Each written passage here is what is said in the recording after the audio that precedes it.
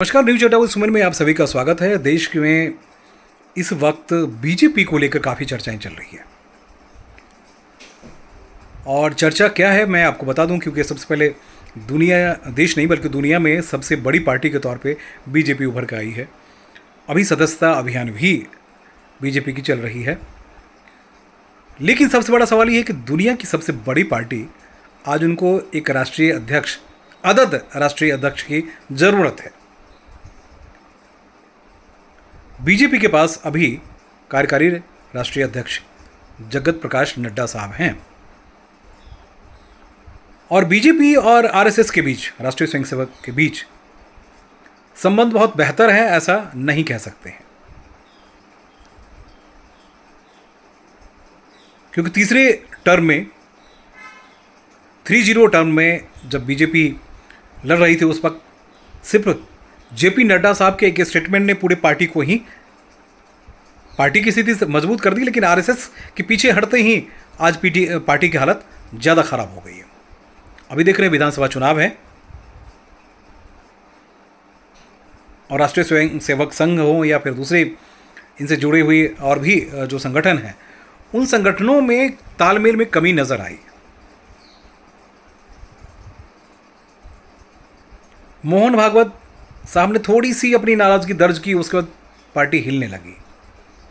देखिए, उसके बाद पार्टी बहुत कई बार कह चुकी है कि हम संगठन और संघ और संगठन में दोनों में तालमेल है और तमाम सारी चीज़ें हैं, लेकिन ऐसा नहीं है। सूत्र सिर्फ यही बता रहे हैं कि अभी भी सामंजस्य की स्थिति नहीं बनी है, इसलिए बीजेपी अपने गुट के किसी नेता को राष्ट्रीय अध्यक्ष बनाने की तैयारी कर रही थी। जैसे कि आपने सुना होगा, देवेंद्र फडणवीस का नाम चला था, वो बीजेपी जा रही थी, और भी 2-3 नाम निकल के आए थे जिसमें कहा जा रहा था कि इनको राष्ट्रीय अध्यक्ष बना दिया जाए, बनना भी चाहिए था, लेकिन नहीं बना पाए। जबकि संघ की तरफ से हम बात करते हैं तो संघ ने कहा था कि भाई शिवराज सिंह चौहान को बना दीजिए, है ना। शिवराज सिंह चौहान जब वहाँ से यहाँ आए तो उनके एक बड़ा पोर्टफोलियो मिलना चाहिए था। इतने साल तक वो प्रदेश की जिम्मेदारी संभाली और प्रचंड जीत के साथ यहाँ आए, लेकिन यहाँ ऐसा नहीं हुआ।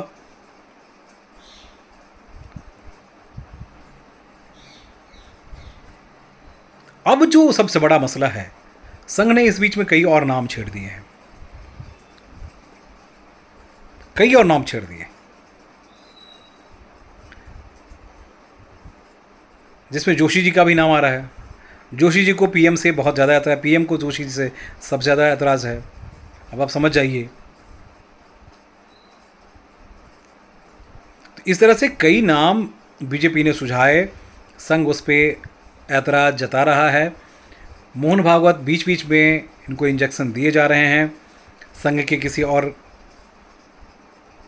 का नाम भी बताया जा रहा है, लेकिन तालमेल नहीं बैठ पा रहा है। आज जेपी नड्डा साहब प्रेस कॉन्फ्रेंस कर रहे हैं,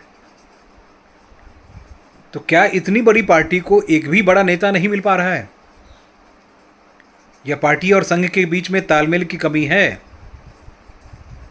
खामियाजा भुगत चुकी है बीजेपी। सबसे स्ट्रांग पार्टी होने वाली जो बीजेपी है, आज मजबूर और लाचार दिख रही है कि बैकग्राउंड में कहीं न कहीं संघ के ही कार्यकर्ता होते हैं, और वो चाहे वो आरएसएस के जितने जैसे जिस विंग के हम बात करते हैं वहाँ नज़र आते हैं। पिछले दिनों जब बैठक इन बड़े लोगों के साथ हुई थी तो उसमें यही कहा गया था कि भाई संघ वाले हमेशा कुर्सी के पीछे बैठते हैं और बीजेपी वाले हमेशा आगे बैठते हैं, मलाई वो खाते हैं, तैयारी यहाँ करते, पीछे वाले काम करते हैं।